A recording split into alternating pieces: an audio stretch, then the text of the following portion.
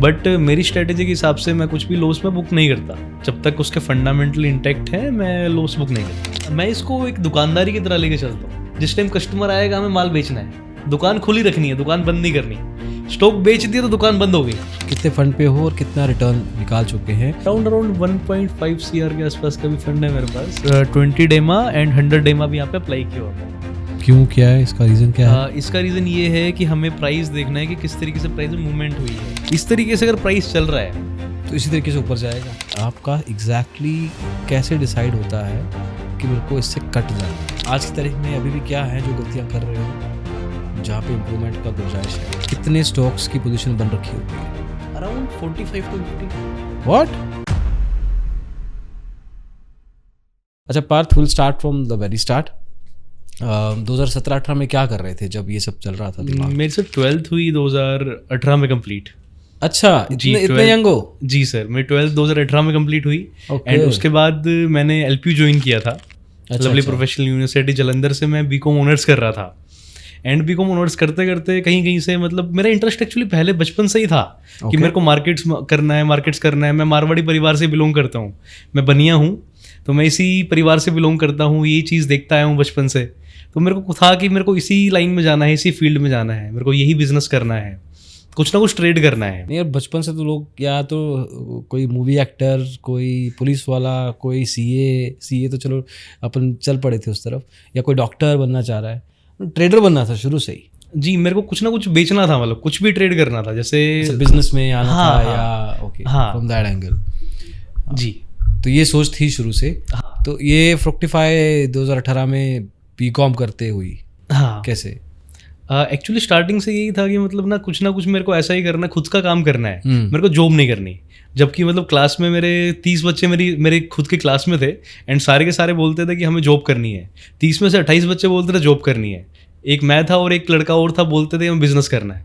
मतलब स्टार्टिंग से यही था, मैं किसी के अंडर काम नहीं कर सकता, मेरे को खुद का ही कुछ करना है। एंड अगर काम किसी के अंडर करना भी है तो वो इसी तरीके से करना है, इसी फील्ड में कुछ करना है। क्या बुराई क्या है किसी के अंडर काम करने में? मेरे को पसंद नहीं है कि किसी के अंडर काम किया जाए। क्यों? क्योंकि सीखने को कम मिलता है एंड लोग एडवाइस ज़्यादा देते हैं, सीखने को कम मिलता है। ऐसा हुआ है, इसलिए सोचा है या बस सोच लिया? हाँ, मैंने अपने आर्टिकलशिप्स में देखा है, जैसे सीखने को काफ़ी कम मिलता है। मतलब वो बस आपको कमांड देते हैं कि आपको ये करना है। मैं सीखना चाहता हूँ थोड़ा सा लाइफ में, मैं एक्सप्लोर करना चाहता हूँ थोड़ा सा। एंड मैं थोड़ा सा ऐसा टाइप का इंसान हूँ जो कि काफ़ी प्लान्ड नहीं हूँ। मैं चीज़ों को बिना प्लानिंग के साथ करता हूँ कि जैसे अभी मेरे को शाम को वापस जाना है तो मैंने ट्रेन की टिकट बुक नहीं की है। Oh very good. हाँ, सो मैं प्लान्ड हुई नहीं। रिस्की भी है थोड़ा। रात को ही रुकना पड़ सकता है, बारिश भी हो रही है। हाँ बिल्कुल पड़ सकता है जी। सो मैं प्लान नहीं हूँ इस बारे में कि मेरे को यहीं पर रुकना है या फिर मेरे को दिल्ली जाना है वापस, या फिर मेरे को कैसे करना है। सो ऐसे ही ये मेरा करियर भी था कि मैं इसके बारे में इतना ज़्यादा प्लान नहीं था, बट ये पता था कि मेरे कुछ ना कुछ खुद की फील्ड में या कुछ ना कुछ ऐसा करना है जिसको बिजनेस हम कह सकें। ओके। जॉब करने में स्टार्टिंग से इंटरेस्ट नहीं था, क्योंकि जॉब करने में स्टार्टिंग में जितने पैसे मिलेंगे उतने टाइम मैं रिस्क ले सकता हूँ और अपने बिजनेस को ग्रो कर सकता हूँ। 18-20 साल के लड़के के दिमाग में कैसे आ रही थी उस time? You were talking to someone? कोई गाइडेंस रहा है या this is your own thought process? नहीं, गाइडेंस ऐसा कुछ भी नहीं रहा है सच। बस मेरे कुछ फ्रेंड्स थे, जैसे कि मैं नाम भी लेना चाहूँगा बेशक से, अभिषेक, विनोद, एंड ये लोग भी खुद का ही काम परस्यू कर रहे थे। विनोद काफ़ी अच्छा ब्लॉगर है, वो काफ़ी सारे ब्लॉग्स लिखता था। मार्केटिंग वगैरह कर रहे हो दोस्तों की तुम? अच्छी। हाँ। तो वो मतलब खुद के ही बिजनेस में था, खुद का वो काम करता था। उसने पूरी BCom की जर्नी में खुद का काम करके अच्छा खासा पैसा कमाया। ओके। एंड बीइंग ए बनिया, मेरे को भी यही था कि मैं खुद का काम करके कुछ अच्छा खासा पैसा कमाऊँ, किसी ऐसी ही फील्ड में जाऊँ। अगर मैं CA कर भी लेता तो मेरे को करने के बाद खुद का ही बिजनेस करना था। मैं नहीं चाहता था कि मैं जॉब में जाऊँ, मेरे को प्रैक्टिस ही करनी थी। चलो ये मान लिया कि योर थॉट या योर ओपिनियन वॉज कि मेरे को जॉब नहीं करना है। सबका अपना अपना तरीका होता है सोचने का। तो या तो बिजनेस करूँगा या ट्रेडिंग करूँगा, या कुछ ट्रेडिंग भी बिजनेस ही होता है। हाँ, ट्रेडिंग जैसे स्टॉक मार्केट में कुछ। बट देन ये फैसला, एक तो ये सोच हो गया यार कि मैं करूँगा, बट इस रास्ते कैसे आ गए तुम? क्योंकि और तो इनटू ट्रेनिंग एज वेल ना, आर्टिकलशिप कर शुरू हो गई थी या आर्टिकलशिप करते करते पता लगा कि यार ये तो बिल्कुल नहीं करना, यहाँ से निकलूं मैं कुछ और ही करूं? नहीं ऐसा कुछ था? नहीं, ऐसा नहीं हुआ। आर्टिकलशिप ने तो नहीं किक करवाया लाइफ का डिसीजन? नहीं, ऐसा नहीं हुआ था। एक्चुअली क्या हुआ था कि 2020 का टाइम था एंड मेरी ग्रेजुएशन का 3rd ईयर चल रहा था। ओके। लॉकडाउन लग गया, कोविड आ गया, दुकानें बंद हो गई सारी। मेरी फादर की दुकान है कपड़े की, तो फादर भी घर पे ही रहते थे। तो साथ में बैठ के ये थॉट आया, ताऊ जी भी बोल रहे थे कि स्टॉक मार्केट का कुछ चल रहा है ऐसे ऐसे, तो सारे ही करने लग गए थे। हाँ सारे करने लग गए थे। तो थॉट आया कुछ ऐसे कि कुछ करते हैं मार्केट्स के अंदर। तो अकाउंट क्रिएट किया, 10,000 रुपये डाले, 10,000 रुपये से काम चालू किया। किससे लिए 10,000? ताऊ जी या पापा से? नहीं, पापा से ही। जो पापा स्टार्टिंग से सपोर्टिव है बहुत ज़्यादा। अच्छा। और पापा ने ही बोला था कि चलो स्टार्ट करते हैं। अच्छा। हाँ, तो 10,000 रुपये लिए। पहला शेयर जो खरीदा टीवी में देख के वैसे खेल कर खरीदा, पहली बार में ही लॉस हुआ। टीवी पे देख के किया ना? हाँ, CNBC आवाज पे सुबह सुबह 7 बजे एक प्रोग्राम आता था। नाम भी बताई दो, लोगों को पता लग जाएगा कि क्या नहीं देखना चाहिए। तो वहीं से देख के बाई सेल स्टार्ट किया और पहले ही शेयर में ऐसे खेल कर मैं लॉस किया। लॉस बहुत ज्यादा नहीं था, मतलब अराउंड 2-2.5 हज़ार के आसपास का लॉस था। वैसे काट दिया उसी टाइम काट दिया था, 2 दिन बाद ही। डर लगा कि अब नहीं करते, छोड़? हाँ, डर लगा कि ये क्या हुआ अचानक से। और फिर थोड़ा सा ऐसा लगा कि रुक जाते हैं, नहीं करते हैं, जो कर रहे हैं वही करते हैं, नहीं करते हैं ऐसा। बट कोविड का टाइम था, सब खाली थे, तो ऐसा था कि चलो एक्सपेरिमेंट तो करना ही है, कुछ ना कुछ तो एक्सप्लोर करना है इसके अंदर। तो धीरे धीरे से मतलब कंपनीज पे रिसर्च चालू की कि कैसे करते हैं कैसे नहीं करते हैं। थोड़ा यूट्यूब से देख के सीखा। काफ़ी सारे यूट्यूबर्स थे उस टाइम पे, आप भी थे, एंड काफ़ी सारी उस पर देख के और देखा कि किसकी स्ट्रेटजी ठीक है, क्या करना चाहिए क्या नहीं करना चाहिए। देन एक मेंटोर भी मिले, ओके। एंड उनकी गाइडेंस में मैंने काम चालू किया। उन्होंने ही, मैं बोल सकता हूँ कि उनकी वीडियोस देख के ही मैं सीखा हूँ पूरा। अच्छा। कि किस तरीके से काम करना चाहिए एक्चुअली। तो एक दुकानदारी की तरह काम चालू किया, जैसे कपड़े की दुकान होती है कि लॉस नहीं करना, प्रॉफिट करना है। चाहे प्रॉफिट 2 रुपये का है, चाहे 4 रुपये का है, पर लॉस 1 रुपये का भी नहीं चाहिए। अच्छा। एक पक्के बनिए की तरह कपड़े की दुकान की तरह काम चालू किया। नहीं तो कितना ये सोचा था कि कितना कैपिटल है जो मैं लेके आया हूँ उतना गंवाने के लिए, इससे ज्यादा गंवाऊंगा तो छोड़ दूंगा, ऐसा कुछ रखा था? क्या हुआ था कि 2008 में मेरे पापा ने कुछ काम किया था मार्केट में। अच्छा। तो there is a history as well. हाँ, 2008 में पापा ने कुछ काम किया था मार्केट में, तो पैसा सारा का सारा उस टाइम पे क्रैश के अंदर खत्म ही हो गया था। अच्छा। अराउंड 1.5 लाख रुपए उस अकाउंट में थे, जो कि मतलब ऑलमोस्ट 10,000 बन गए थे, 10-20 हज़ार बन गए थे उस टाइम के। तो it's a lot of money. 8-10 lakh होएगा आज की तारीख का, कम ज़्यादा होगा एक्चुअली। सो उसमें क्या हुआ था कि उन्होंने कुछ रिलायंस के शेयर एंड कुछ कामधेनु स्टील के शेयर लेके छोड़ दिए थे। ऐसे शेयर्स उसके अंदर पड़े थे। एक्चुअली रिलायंस कम्युनिकेशन से रिलायंस इंडस्ट्रीज के शेयर मिले और कुछ कामधेनु के शेयर उसमें पड़े थे। तो वो 10,000 रुपया 2020 में जब देखा तो 1.5 लाख रुपये बन चुका था। उस 1.5 लाख रुपये को विड्रॉ किया कि इससे रिस्क लेते हैं आप। अरे वाह, इससे खेलते हैं आप। तो वो क्या फादर साहब ने थ्रू आउट देखा ही नहीं इतने साल, या देखते रहे थे बट निकाला नहीं देखा ही नहीं। एक्चुअली उस टाइम पे तो डीमेट अकाउंट इस तरीके से इतने इजीली होते नहीं थे। कंप्यूटर के ऊपर ही कुछ ताऊजी नहीं खुलवाया था अकाउंट, एंड फादर को तो पता भी नहीं था किस तरीके से उसको एक्सेस किया जाए। उसका एक्सेस भी हमारे पास नहीं था। सो उसके बाद किसी ब्रोकर को पकड़ा, उसको बोला कि इसमें हमारी ईमेल आईडी एंड पासवर्ड, डीमेटलाइजेशन करवाया, वो सब कुछ किया, एंड उसके बाद 1.5 लाख रुपए उस अकाउंट से निकले बाहर। उससे रिस्क लेना स्टार्ट किया। 10 साल और नहीं देखते तो शायद वो 5-6 लाख बन जाता। नहीं बट चलो ठीक है, दैट्स अ गुड पॉइंट कि जो पैसा, नया पैसा नहीं लगाया मार्केट में, जो एग्जिस्टिंग पैसा मार्केट ने ही दिया था उसी को ही वापस यूज़ करना शुरू किया।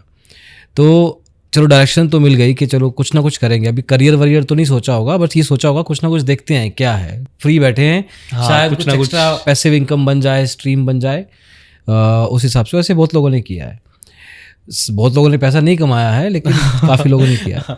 तो इस चीज़ में कैपिटल को लेके या एनालिसिस को लेके या टाइम फोकस को लेके क्या चेंजेस किए अगले 6 महीने साल में? एक्चुअली उस टाइम पर तो कुछ पता ही नहीं था कि करते कैसे काम। हाँ, खरीदते कैसे हैं, बेचते कैसे हैं, क्या खरीदना होता है, क्या बेचना होता है। उस टाइम तो डीमेट अकाउंट यूज़ करना भी नहीं आ रहा था। तो धीरे धीरे करके अपनी कुछ ना कुछ सोचा कि कुछ करना है तो सीखना पड़ेगा। ओके।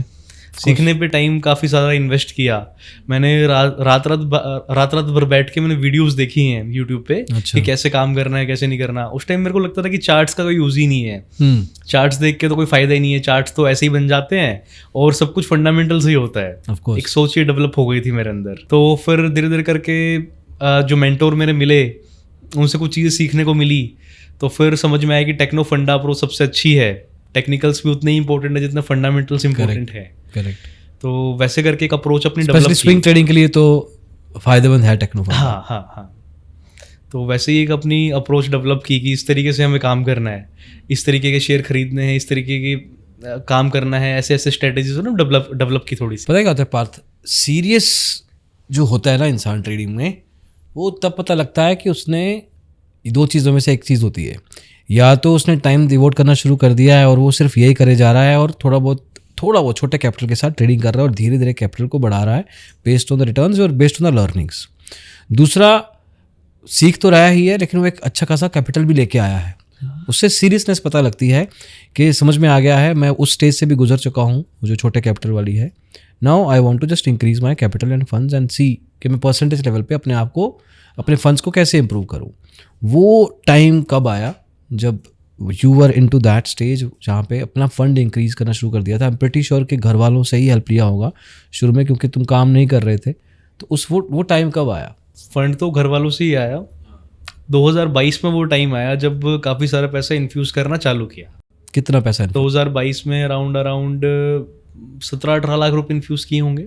अब ये सारा पैसा ऑब्वियसली 1-2 साल फादर साहब ने देखा होगा, बच्चा पढ़ाई कर रहा है, मेहनत कर रहा है, कुछ ना कुछ रिटर्न भी ला रहा है। हाँ, ये इतना कॉन्फिडेंस ला पाए थे फैमिली में? हाँ, उनको मतलब ऐसा है कि कुछ ना कुछ कर लेगा, कुछ ना कुछ कर ही लेगा। जैसे मैंने बताया कि मैं प्लान्ड तो हुई नहीं, तो मैं गिरता पड़ता कुछ ना कुछ कर ही लेता हूँ। जैसे कि मेरी तो उम्मीद भी नहीं थी कि 10वीं क्लास पास कर लेगा या 12वीं क्लास पास कर लेगा, तो गिरता पड़ता कुछ ना कुछ कर लिया। तो वैसे ही कि यहाँ भी गिरता पड़ता कुछ ना कुछ कर लेगा। तो उस टाइम पे कैपिटल डाली, फादर ने कैपिटल डाली उस टाइम पे 15-16 लाख रुपए, 17 लाख रुपए के आसपास डाली थी 2022 में। फिर वहाँ से करते करते कैपिटल बढ़ती गई, रिटर्न भी बढ़ता गया। 2022 में जब कैपिटल डाली उस टाइम पे मार्केट का सिनेरियो थोड़ा गड़बड़ था। उस टाइम पे तो अराउंड 10-20% कैपिटल का निकल भी गया था, पर उसका रिटर्न जब बनना चालू हुआ तो अच्छा खासा रिटर्न आया। 2022 में बढ़िया रिटर्न बना उसके बाद। ये जो पैसा डाला था ये एक ही गो में डाला था या धीरे धीरे चंक्स में डाला था? धीरे धीरे करके डाला था। 9 लाख रुपए, 10 लाख रुपए ऐसे करके, फिर 2 लाख रुपए, 3 लाख रुपए, ऐसे धीरे धीरे करके डाला था पैसा। तो अभी 16-17 लाख पे शुरू किया, शुरू में थोड़ा झटका लगा but now tell me the final last 1.5 years। पहले मैं सिर्फ ये पूछना चाहता हूँ कि कितने फंड पे हो और कितना रिटर्न निकाल चुके हैं। लेट्स से पिछले 2 साल में ऑन परसेंटेज लेवल फंड बता दो या साथ में परसेंटेज लेवल पे रिटर्न बता दो। अराउंड 1.5 CR के आसपास का भी फंड है मेरे पास। ओके। तो जिसमें से कि अराउंड 1 CR कमाया होगा। ओके। एंड बाकी की कैपिटल लगी होगी उसके अंदर। तो मतलब 45-50 लाख रुपए का कैपिटल है। हाँ। और उसके ऊपर this are the returns, 1 CR का रिटर्न पकड़ लिया हम। हाँ। पिछले 2 साल के अंदर। पिछले 2 साल के अंदर हम बोल सकते हैं, वैसे पिछले 3 साल के अंदर, बट जो मेन कैपिटल आई थी वो तो 2022 में आई थी। तो 2 साल के अंदर ही मेजर 24 में तो खत्म ही हो रहा है, तो वी आर नियरिंग 25 एनीवे। तो अगर 22 का मिड या 22 का एंड भी शुरू करते हैं तो 2 साल है, नहीं तो 2-2.5 साल का ओवरऑल टाइम गैप है। इसमें अगर मैं और थोड़ा बाइफर्केशन करूं तो 2022 का जो फाइनेंशियल ईयर था उसमें कितने परसेंटेज रिटर्न पे थे? 2023 में और 2024 में वो रिटर्न परसेंटेज कितना है? परसेंटेज अगर हम बात करें तो अराउंड 2022 में कुछ निकला होगा 27-28% के आसपास। 2023 में अच्छा रिटर्न आया था जहाँ तक मेरे को याद आ रहा है। 2023 में अराउंड 45% आया होगा। एंड 2024 में चल रहा है अभी चल रहा है ये साल, तो अभी इस साल में 40% रिटर्न आया है अभी तक जो फिलहाल आया करेंटली। फेयर। और इसमें इस पिछले 2-2.5 साल में what has been the phase जहाँ पे एक लूजिंग स्ट्रीक भी थी? ये तो क्यूमुलेटिव हो गया साल का। कोई ऐसा स्टेज था कुछ टाइम में या नंबर ऑफ ट्रेड्स में जहाँ पे कंसिस्टेंटली लॉस भी हो रहा था? एक्चुअली अभी भी चल ही रहा है। अभी एक्चुअली 1 महीने से हम जो सिनेरियो देख रहे हैं, पिछले 1 महीने से मार्केट ऐसा स्टेज में चल रहा है कि डेली पोर्टफोलियो देखते हैं सुबह उठ के एंड पोर्टफोलियो रेड में ही क्लोज होता है। तो ऐसा फेज आता है हमेशा, बट मेरी स्ट्रेटेजी के हिसाब से मैं कुछ भी लॉस में बुक नहीं करता। जब तक उसके फंडामेंटल इंटैक्ट है मैं लॉस बुक नहीं करता।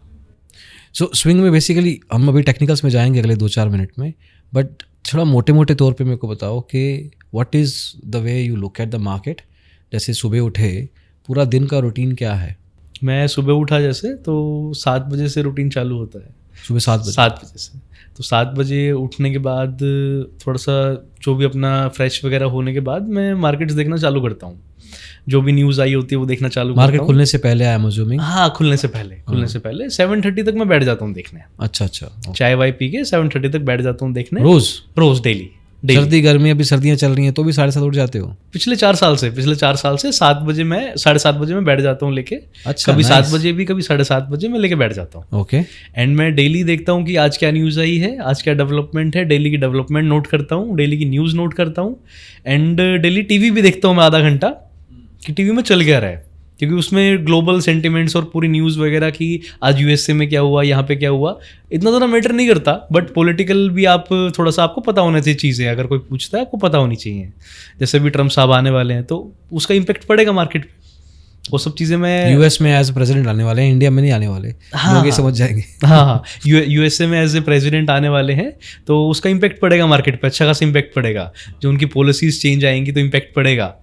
तो मैं उन चीज़ों को सबको सोचता हूँ कि भाई कौन से शेयर पे इम्पैक्ट पड़ेगा, कौन सी कंपनी एक्सपोर्ट कर रही है यूएसए के अंदर। तो ये सारी चीज़ें देखता हूँ मैं, सुबह एनालाइज करता हूँ बैठ के। तो ये मार्केट खुलने से पहले इतना एनालिसिस कर लिया, पोजीशंस या मार्केट में स्क्रीनिंग स्टॉक्स की ये कब शुरू होती है?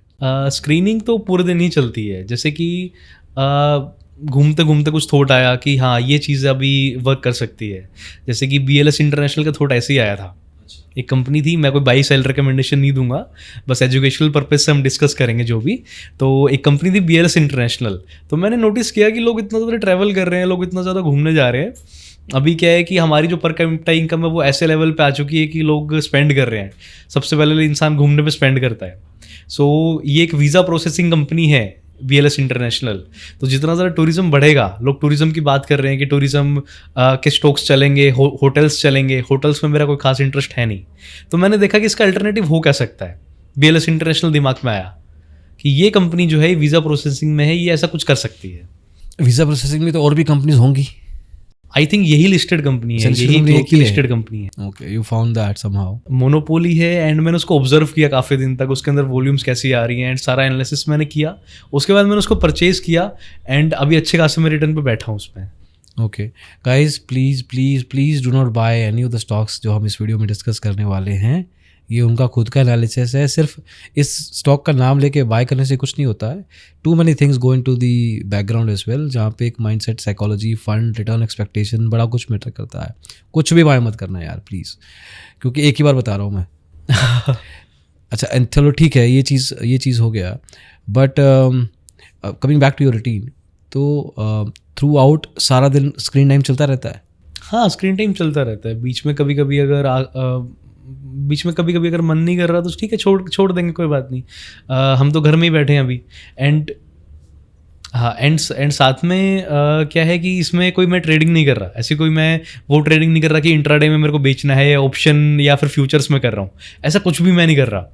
मैं केवल अपना कैश से ही काम कर रहा हूँ। कोई मैं MTF फैसिलिटी यूज़ नहीं कर रहा, ओनली कैश से मैं काम कर रहा हूँ। तो मेरा पैसा, मेरे स्टॉक्स, अगर मैं 2-4 दिन ना भी देखूँ तो कुछ ऐसी बड़ी चीज़ नहीं होगी उसमें। एग्जैक्टली नहीं, बट सारा दिन एग्जैक्टली सेटअप देखते हो कि कोई स्टॉक सेटअप पे आ रहा है इसलिए, या what exactly are you looking eight?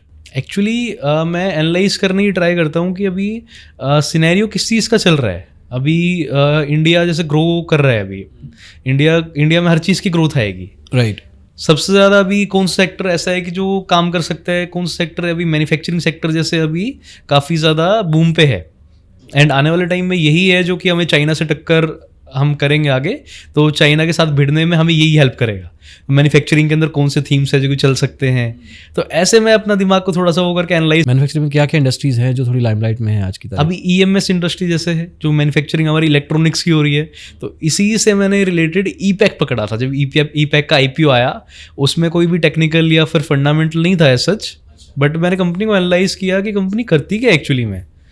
तो कंपनी काफ़ी बड़े बड़े ब्रांड्स के लिए कॉन्ट्रैक्ट मैन्युफैक्चरिंग करती है। तो आई थॉट ये काफ़ी सही वैल्यूएशंस पे खड़ा है कंपनी, एंड ये यहाँ से परफॉर्म करके दिखाएगी। नहीं, बट ये अभी चलो लेट्स एक काम करते हैं, let's get to the place जहाँ पे ये स्टॉक्स तो अपन नाम तो ले रहे हैं, लेकिन ये स्टॉक तुम्हारे जहन में या ऑब्जर्वेशन में एकदम से कैसे आ जाते हैं, दैट इज़ मोर इम्पॉर्टेंट। क्योंकि उसके बाद एनालिसिस करना या एक्सेप्ट करना, रिजेक्ट करना उस स्टॉक को, it's a relatively easier task. But आया कैसे वो स्टॉक नज़र में, क्योंकि स्टॉक तो 2000 हैं एनएससी में, 5000 हैं बीएससी में, थोड़ा सा क्या हम टेक्निकली चेक कर सकते हैं इसको? हाँ, हम टेक्निकली चेक करते हैं बिल्कुल। ओके, सो लेट्स से कि अभी सुबह के 8 बजे हैं एंड तुम अपना एनालिसिस शुरू कर रहे हो, स्टॉक्स देखने शुरू करने हैं। मुझे नहीं पता कि तुम्हारा स्क्रीनर देखने का टाइम क्या है, मैं जस्ट अज्यूम कर रहा हूँ। तो how do you start looking at those stocks in the first place? Okay, so मैं स्टार्ट करता हूँ जैसे कि स्टॉक्स की नॉलेज तो होती है इतना कि स्टॉक्स कौन से मार्केट में है, कौन से लिस्टेड नहीं है, क्योंकि अब इतने टाइम से काम कर रहे हैं तो जो रिसेंट आईपीओस भी आए सबके नाम तो याद ही हैं। हाँ नहीं, बट तुम्हारी नज़र में कौन से आने वाले स्टॉक्स हैं वो तो एक छोटी लिस्ट होएगी। हाँ, वो मैं कुछ तरीके से स्क्रीन करता हूँ। स्क्रीन करने के लिए मैंने कुछ अपने फॉर्मूला सेट किए हैं। सो स्क्रीन्स पे जैसे मैंने अपने खुद के कुछ फॉर्मूला सेट किए हैं, जैसे हम यहाँ पे नीचे देखेंगे तो हमारे जो व्यूअर्स हैं वो भी इन फॉर्मूलाज को यूज़ एक्चुअली कर सकते हैं। ये है जैसे इसमें मार्केट कैपिटलाइजेशन हमने 1000 करोड़ की पकड़ी है कि 1000 करोड़ से ऊपर की कंपनी हम लेंगे ट्रेड करने के लिए। बड़ा साइज नहीं है, I think 1000 crore is decent size, कि 1000 करोड़ से छोटी कंपनी एक माइक्रो साइज कंपनी हो जाएगी। उसको तो नहीं रखना, मैं तो कह रहा हूँ कि बल्कि थोड़ा और बड़ा होना चाहिए था, बट चलो ठीक अच्छा, है। ओके। 1000 करोड़ तो इज स्मॉलर कंपनी। एक्चुअली मेरा फ्रेमवर्क थोड़ा इस टाइप का है कि हम 1000 करोड़ की कंपनी पे भी अप्लाई कर सकते हैं। अच्छा। और हम देखेंगे कि बिजनेस वो कितना अच्छा कर रही है, वो अपनी बिजनेस में कितना कॉम्पिटिटिव कंपनी है। Okay. सो उसके ऊपर एनालाइज करके हम उसको फिर सोचेंगे कि लेना है कि नहीं लेना। सो हम उसके बाद सेल ग्रोथ मैंने लगाई कि सेल ग्रोथ 10% होनी चाहिए year on year and profit growth होनी चाहिए 10% की।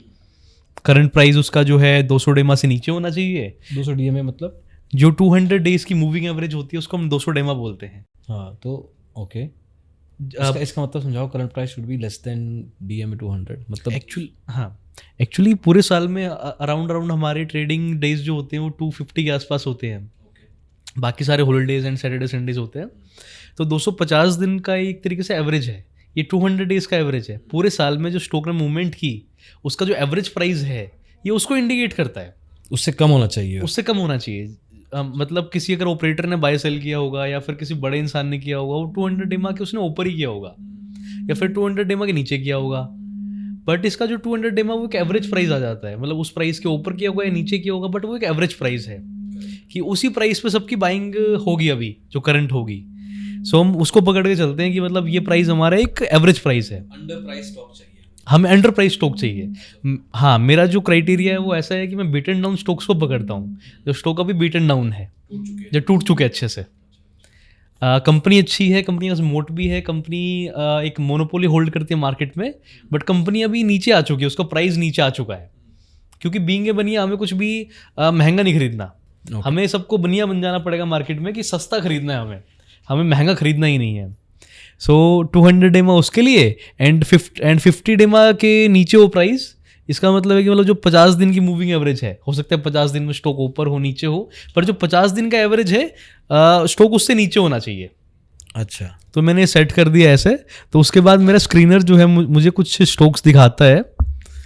तो एक तरीके से मोटा मोटा देखा जाए तो ऐसी कंपनी जो कि 1000 करोड़ से ऊपर है हाँ मार्केट कैपिटलाइजेशन में, तो मैं मिड कैप पकड़ के चलूँगा इसको। कुछ स्मॉल कैप भी आ सकती हैं, बट चलो मिड कैप पकड़ के चलते हैं। तो मिड कैप स्टॉक पकड़ के चलेंगे और उनका प्रॉफिट और सेल्स दोनों चीज़ 10% मिनिमम पिछले साल में हाँ 10% ईयर ऑन ईयर ग्रोथ होना चाहिए। अगर पिछले साल 100 करोड़ कमाया था तो इस साल 110 करोड़ रुपए कमाया होना चाहिए, तो कंपनी पैसा बना रही है।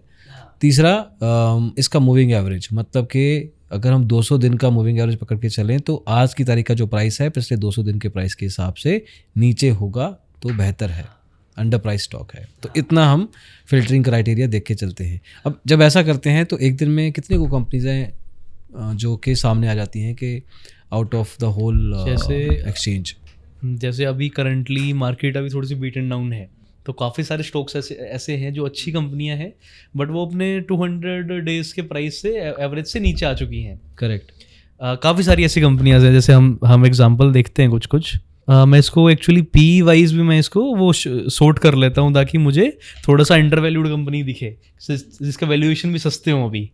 क्योंकि कुछ कंपनीज होते हैं जो 1000 की पी पे ट्रेड कर रही हैं, तो हमें रिसर्च थोड़ा करना पड़ेगा वो 1000 की पी पे ट्रेड कर कैसे रही है। बट पी मैटर नहीं करता है कि कौन सी इंडस्ट्री को हम कैटर कर रहे हैं। बिल्कुल मैटर करता है, डिफरेंट पी रेशियो, बिल्कुल मैटर करता है, बट आई थिंक कि हमें 40-50 की पी से ऊपर की कंपनी लेने के बारे में सोचना चाहिए। ओके। मैं जैसे पर्सनली 40-50 की पी के आसपास की कंपनी परचेस करना ज़्यादा पसंद करता हूँ, मतलब उससे नीचे नीचे की पी की कंपनी परचेस करना ज़्यादा पसंद करता हूँ। उससे ऊपर की कंपनी मेरे को थोड़ा सा एक्सपेंसिव लगती हैं, उस पर थोड़ा रिसर्च की ज़रूरत है कि क्या उसमें इतनी फास्ट ग्रोथ आएगी कि हम उसकी पी को जस्टिफाई कर पाएँ। उसको जस्टिफाई करना होना चाहिए कि वो स्टॉक उसको जस्टिफाई कर रहा हो, कर पाएगा या उसकी ग्रोथ उसकी पी को जस्टिफाई करेगी। फेयर। ठीक है, पी चेक कर लिया, देन सो उसके बाद हम देखते हैं कि कौन कौन सी ऐसी कंपनियां हैं जो कि एक्चुअली मैं बता दूं अपने व्यूअर्स को कि पी जो है वो प्राइस टू अर्निंग है।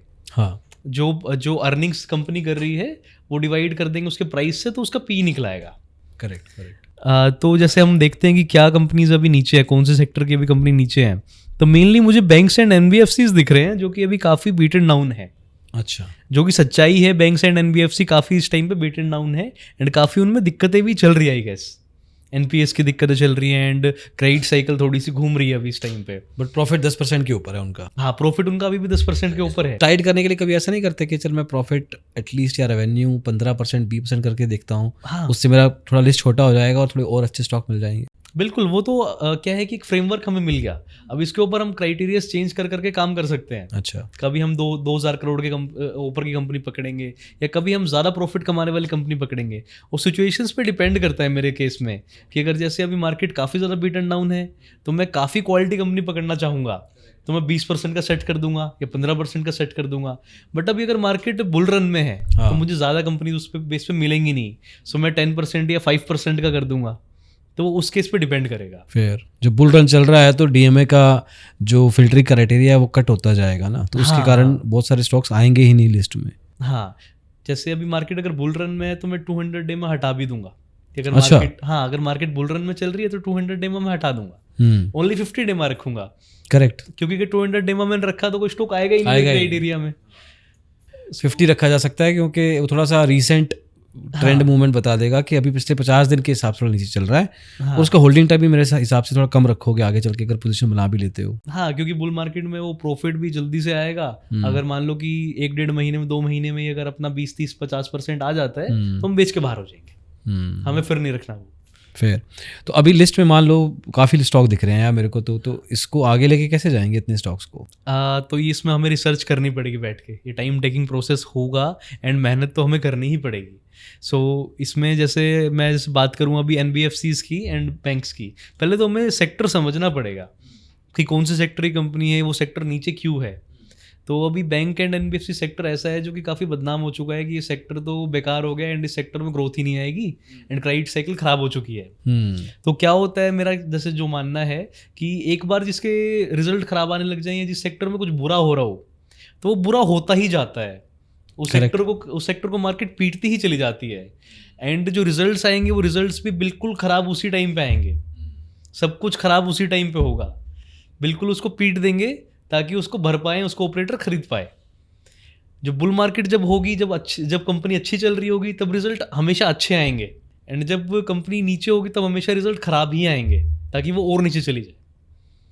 तो इस केस में अभी रिजल्ट इतने ख़राब आ रहे हैं, एनपीएस इतने बढ़ के आ रहे हैं, आई थिंक सारी की सारी बुक की जो क्लीनिंग है वो इसी टाइम पे होगी एंड एक बार क्लीनिंग हो जाएगी तो सेक्टर फिर से रिवाइव करेगा। This is by design you are saying कि ऐसा ही होता है फॉर दैट। हाँ, ऐसा ही होता है। जब बियर रन चल रहा है, जब बुरा चल ही रहा है तो सारा बुरा इकट्ठा ही हो जाए। हाँ, ताकि जिसने बल्क में बाय करना है वो बिल्कुल गिरे हुए प्राइस से उठा ले और उसको बुल रन में आगे चल के खुद को भी फायदा हो। एक्चुअली आई थिंक कंपनीज भी यही ट्राई करती हैं कि वो सबसे बुरे रिजल्ट अपने उसी फेज में दे दें जिस टाइम बुरा हो रहा है कुछ, ताकि उसके प्रमोटर भी बाय कर पाए, सब लोग जो है उसको पंप कर पाए बाद में और फर्दर उसको परचेज कर पाए। वो अभी पंप तो बड़े लार्ज कैप को तो नहीं कर पाएंगे लेकिन अपना स्टेक का वैल्यू बढ़ा सकते हैं उस चक्कर में। हाँ, for that matter. Okay, fair enough. तो इस तरह के केस में will you put your money into NBFCs और बैंक्स टुडे? यस, बिल्कुल। क्योंकि अभी ये बीटन डाउन है, सबसे बुरी कंडीशन में ये अभी है। हमें किसी चीज को तभी पकड़ना है जब वो सबसे बुरी कंडीशन में चल रही है, सबसे बुरे फेज से वो गुजर रही है। ऐसा नहीं है कि बैंक्स की एनबीएफसीज की नीड खत्म हो जाएगी, नीड हमेशा रहेगी, बट हमें उस सेक्टर के ऊपर पकड़ होनी चाहिए हमारी कि वो सेक्टर काम कैसे करता है। बट इसमें इस चीज़ को और थोड़ा सा श्योर होने के लिए थोड़ा फंडामेंटल और चेक करोगे हाँ, मैं बिल्कुल सारी कंपनीज का फंडामेंटल खुद से थोरोली चेक करूंगा। ओके ओके, थोड़ा थोड़ा ऊपर ऊपर से बता दो चाहे, ठीक कौन exactly what you look at. तो हम एग्जांपल ले लेते हैं एक, जैसे अभी मेरे को सरकारी बैंक काफ़ी अच्छे लगते हैं, जो गवर्नमेंट बैंक अच्छा। है, PSU बैंक्स हैं। जैसे मेरे को ये काफ़ी बैंक ऑफ इंडिया मेरे को काफ़ी पसंद है अभी। रियली? हाँ, सो हम इसका एग्जांपल एक लेके देखते हैं अपने व्यूअर्स के लिए। सो 46,000 करोड़ की मार्केट कैप है, तो हमारे ये क्राइटेरिया तो चेकलिस्ट ऑलरेडी है, क्योंकि हमने 1000 करोड़ का वहाँ पे लगाया, तो वो तो हमारे चेकलिस्ट है। अब बैंक्स के अंदर सबसे ज़्यादा वैल्यू क्या चीज़ करती है मेरे हिसाब से, वो है बुक वैल्यू। क्योंकि जो बैंक्स के अंदर वैल्यू करती है वो बुक वैल्यू करती है, जो उसका खुद का पैसा है, खुद जितना पैसा वो होल्ड कर रहा है, करेक्ट, क्योंकि उसी को वो लोन पे देगा एंड उसी से वो ब्याज कमाएगा। एग्जैक्टली। तो मेरे लिए सबसे ज़्यादा इसमें मैटर करेगा बुक वैल्यू। तो 155 की बुक वैल्यू पे ये अभी बैंक ऑफ इंडिया ट्रेड कर रहा है। तो इसके अंदर 155 रुपये का तो कैश है अभी। इसकी बिल्डिंग्स वगैरह का छोड़ दें, जो कि पुरानी टाइम पे परचेज की हुई ज़मीन है, उसको छोड़ दें, तब भी 155 रुपये का इसमें कैश है। जबकि स्टॉक ट्रेड कर रहा है 103 रुपये पे। ओके, तो मेरे लिए आई गेस ये वैल्यू बाय है। Fair enough. मैं बैंक्स एंड NBFCs में ट्राई करता हूँ कि मैं वैल्यू बाय पकड़ पाऊँ, तो ये मुझे इस टाइम पे वैल्यू बाय दिखता है। दूसरा, इसके अंदर अगर हम चेक करें, डिविडेंड भी दे रही है कंपनी साथ में। अगर आपका पैसा अगर आपने पैसा डाल रखा है, स्टॉक बढ़ नहीं रहा, तब भी डिविडेंड तो आ ही रहा है आपका। आगे अगर हम चीज़ें देखें कि हो क्या रहा है इसमें, P&L सबसे पहले हम देख लेते हैं इस कंपनी की। तो P&L में हो क्या रहा है, 2021 से अगर हम बात करें, 9,500 करोड़ का प्रॉफिट था, रेवेन्यू था, जो कि अभी कंस्टेंटली बढ़ता ही जा रहा है। रेवेन्यू 17,300 करोड़ के आसपास अभी चल रहा है करंटली। इसका जो फाइनेंसिंग प्रॉफिट था, उससे हमें कोई मैटर नहीं करता। फाइनेंसिंग प्रॉफिट कभी ऊपर होगा, कभी नीचे होगा। What is financing profit? Financing profit वो है जो मार्जिन कंपनी निकाल पा रही है। अच्छा अच्छा। कंपनी जो लैंड कर रही है और जो सामने से पैसा बोरो कर रही है, कहीं से बॉन्ड से या फिर FD से पैसा उठा रही है, और जितने % पे पैसा इशू कर रही है, सारे खर्चे वर्चे काटने के बाद कितना वो उसके अंदर मार्जिन निकाल पा रही है, नेट क्या पैसा निकाल पा रही है। तो उस पर ध्यान नहीं देना ही वैसे ही। हाँ, उस पर ध्यान देने की आई थिंक नीड नहीं है। Okay. क्योंकि किसी टाइम पे वो ज़्यादा भी होगा, किसी टाइम पे वो कम भी होगा। वो डिपेंड करेगा कि FDs किस प्राइस पे आ रही हैं अभी, ज़्यादा प्राइस पे, कम प्राइस पे, या उसका जो बोरोइंग कॉस्ट है वो कितना है बैंक का अभी फिलहाल। कोई अच्छा बैंक होगा तो उसका बोरिंग कॉस्ट काफ़ी कम होगा। कोई अगर खराब NBFC या कोई छोटा बैंक होगा काफ़ी, तो उसका बोरिंग कॉस्ट काफ़ी ज़्यादा हाई होगा। Fair enough. तो आई थिंक हमें मेन फोकस जो करना है वो इसके नेट प्रॉफिट पे करना है, कि कितना नेट प्रॉफिट ये जनरेट कर रहा है, या फिर प्रॉफिट बिफोर टैक्स वो कितना जनरेट कर रही है कंपनी। मेन हमारा फोकस आई थिंक बैंक्स के अंदर इस पे होना चाहिए, क्योंकि जो अदर इनकम है वो भी काफ़ी सिग्निफिकेंट पार्ट है आज के टाइम पे बैंक्स के बिजनेस का। थोड़ा सा मैं कॉन्टेक्स्ट सेट कर दूँ, थोड़ा कन्फ्यूजन ना हो। फाइनेंसिंग प्रॉफिट इज 3 तरह के रेवेन्यू स्ट्रीम्स होते हैं कैश फ्लो स्टेटमेंट के हिसाब से, है ना। तो उसमें फाइनेंसिंग इज़ वन पार्ट, जहाँ पे वो पैसा लेके और देके का गैप के बेस पे कितना पैसा कमा रही हैं। पार्थ इज सेइंग कि उस पर सिर्फ उस पर ध्यान देने की ज़रूरत नहीं है। नेट प्रॉफिट में बाकी के तरीके के बाकी के रेवेन्यू स्ट्रीम्स भी होते हैं, चाहे वो इन्वेस्टिंग है, चाहे वो ऑपरेशनल है, या वो कुछ और है, चाहे वो कोई सर्विस चार्ज ले रहे हैं। उस सब को मिला के जो नेट प्रॉफिट फाइनली आ रहा है, उस पर ध्यान दिया जा सकता है। बैंक ज़्यादातर बाकी केसेस में भी होता है, और बैंक्स में बहुत ज़्यादा मैटर करता है। हाँ, बैंक्स में ये चीज़ें बहुत ज़्यादा मैटर करती है। अगर हम देखें कि ICICI बैंक, तो उसका तो पूरा का पूरा फाइनेंसिंग आज तक भी लॉस में ही बैठा है। फाइनेंसिंग प्रॉफिट तो वो करता ही नहीं, वो सारा का सारा पैसा कमाता है अपनी सर्विस से, बाकी चीज़ों से। सो हमने ये देख लिया कि बैंक का जो नेट प्रॉफिट है, जो प्रॉफिट बिफोर टैक्स है, वो बढ़ता ही जा रहा है। एक्चुअली मैं प्रॉफिट बिफोर टैक्स ज़्यादा पसंद करता हूँ देखना, क्योंकि टैक्स तो बढ़ता घटता जाएगा, टैक्स पे हमें ध्यान नहीं देना। टैक्स को हम साइड करके प्रॉफिट बिफोर टैक्स देखें तो ज़्यादा बेटर रहेगा। सो अभी यहाँ पे इस केस में प्रॉफिट बढ़ता जा रहा है बैंक का, कोई भी दिक्कत मेरे को नहीं नज़र आ रही। दूसरा, इसमें एक इम्पोर्टेंट क्या चीज़ होती है देखनी, ग्रोस NPA एंड NPA। जो ग्रोस NPA है वो वाला NPA है जो हमारा विदाउट प्रोविजनिंग है, जिसमें हमने प्रोविजनिंग क्रिएट नहीं कर रखी। मतलब क्या इसका? जैसे कि हमारा बैंक है, एंड मान लीजिए हमारा खुद का बैंक है एक, एंड हमारे पास 100 करोड़ रुपया है जो हमने किसी को दे रखा है उधार पे, हमने आगे उसको ब्याज पे चढ़ा रखा है। एंड जब हम पैसा वापसी मांगने जाते हैं, या फिर हम जो है उसकी उगाही करने जाते हैं, जब हम उसका ब्याज मांगने जाते हैं, तो हमारा 100 करोड़ में से 90 करोड़ का तो ब्याज वापस आ गया, ब्याज आ गया, कैपिटल आ गई। बाकी जो 10 करोड़ रुपए हैं वो मना कर दिया उसने कि मैं नहीं दूंगा, तो वो हमारा नॉन परफॉर्मिंग एसेट हो गया। करेक्ट। हमारा वो एसेट परफॉर्म नहीं कर रहा, और हमारा एक तरीके से पैसा वो डूब सकता है। Fair enough. तो उस 10 करोड़ को हम एनपीए मान लेंगे, तो वो 10 करोड़ हमारा ग्रोस एनपीए के अंदर आ जाएगा। अब ग्रोस एनपीए के बाद हमारा बनता है नेट एनपीए। वो 10 करोड़ के लिए हमने प्रोविजनिंग क्या क्रिएट की, मतलब उस 10 करोड़ के लॉस से बचने के लिए हमने पहले ही मान लिया कि वो 10 करोड़ हमारा डूबेगा, तो उसके लिए हमने एक प्रोविजन क्रिएट कर लिया। जैसे कि हम घर में क्रिएट कर लेते हैं कि हमारा कोई मेडिकल इमरजेंसी आ सकती है, तो उसके लिए 10 रुपये पहले साइड रख देते हैं। तो ऐसे ही इसके अंदर हम प्रोविजनिंग क्रिएट करते हैं। तो जो 10 करोड़ हमारे डूबे थे उसके लिए हमने एक प्रोविजनिंग क्रिएट कर ली, 10 करोड़ साइड में रख दिए, तो जितने करोड़ हमने साइड में रखे उतने का प्रोविजनिंग हमारा बन गया। अब इस केस में हाँ पहले से हमने बना लिया प्रोविजनिंग। अब अगर पैसा डूबता भी है तो हमें फर्क नहीं पड़ेगा। तो इस केस में जो ग्रोस एनपीए था बैंक का वो 12% था, मतलब 12% ऐसा पैसा था जो कि वापसी नहीं आ रहा था, जो कि घटता घटता घटता घटता अभी 4.41 सिचुएशन, मतलब पहले से बैटरी हुई है, खराब नहीं हुई, हमारा ग्रोस एनपीए घटता ही चला गया। इन नंबर्स को कहीं ना कहीं चाहे छोटी हो या बड़ी कंपनीज मैनिपुलेट कर सकती हैं। हाँ बिल्कुल कर सकती है, अच्छा दिखने के लिए कागज़ पे कर सकती हैं। वो क्या करेंगी अगर मैनिपुलेट करना हो, और किस तरह से हम बच सकते हैं? कोई, मैं इसको लेके नहीं कह रहा हूँ, एनीथिंग विद इन फंडामेंटल्स जो हमें पता हो जाके। अगर हम जैसे बात करें बैंक्स की, तो ये आजकल एवरग्रीनिंग का एक कंसेप्ट चलता है बहुत पुराना। तो एवरग्रीनिंग ऑफ लोन्स वो कर सकते हैं, जैसे कि एक लोन उन्होंने वापसी किया वो दिखा दिया एंड फिर से रीइशू कर दिया, तो उस सीन में वो एनपीए के अंदर रिफ्लेक्ट नहीं होगा। तो ये करके वो अपना एनपीए बढ़ने से बचा सकते हैं, पर वो भी लंबे से लंबे टाइम के लिए 1-2 साल के लिए वो कर पाएंगे। उसके बाद एनपीए में नज़र तो वो एक टाइम पे आएगा।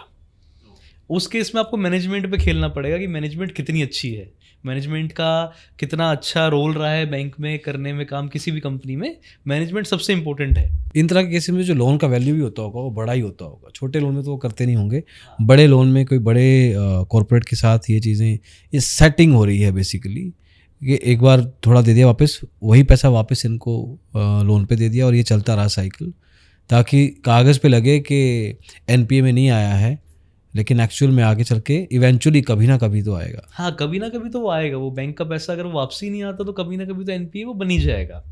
उस केस में बैंक की कंडीशन एकदम से ख़राब हो जाएगी, एकदम से डेटोरेट हो जाएगी, क्योंकि वो उसको पता ही नहीं था पहले कि पैसा आने नहीं वाला, उसको एकदम से पता लगा कि ये तो एनपीए होने वाला है। सो उस केस में वो कुछ कर नहीं पाएगा, वो प्रोविजनिंग भी क्रिएट नहीं कर रखी उसने। अब इस केस में तो आ रखा है, उसने प्रोविजनिंग भी क्रिएट कर रखी है, तो सेफ बैठा है, नहीं आ रहा पैसा कोई बात नहीं।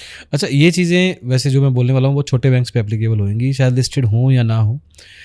कई बैंक्स क्या करते होंगे कि अपना मेजर जो डेट है या जो उनको देना है पैसा उधार पे, वो किसी कुछ लिमिटेड सेट ऑफ पार्टीज़ को दे दिया अगर, तो उस चक्कर में उनका जो कॉन्सेंट्रेशन ऑफ लोन्स है उधर ही फंस गया। तो कल को वो पार्टीज अगर पैसा नहीं देती हैं तो जो उनका मेजर चंक पैसा दिया हुआ था मार्केट में वो वापस नहीं आया, तो देन दे आर, कई बैंक्स बंद होते हैं ना जैसे। हाँ, बिल्कुल कॉर्पोरेट बैंक्स एक्चुअली सोसाइटी वाले जो बैंक्स होते हैं, कोऑपरेटिव सोसाइटी, हाँ कॉर्पोरेट सोसाइटी वाले, उनमें एक दिक्कत काफ़ी रहती है एंड आई थिंक उनमें तो एफडीज करानी भी सेफ नहीं है। एग्जैक्टली एनीवे, ठीक है। तो इस तरीके से you kinda understood, metric level पे अपन देख के आ गए कि इस तरह से, हम बैंक ऑफ इंडिया की बात नहीं कर रहे हैं, ये तो एग्जांपल था, ऐसे किसी भी बैंक में, एनबीएफसी में इस चीज़ों को चेक किया जा सकता है एंड देन उसके बेस पे डिसीजन लिया जाता है। Anything else you would like to add on before we go to the charts? हाँ, सो हमने ये एनपीए वाली चीज़ डिस्कस कर ली। एनपीए काफ़ी इंपॉर्टेंट है देखने,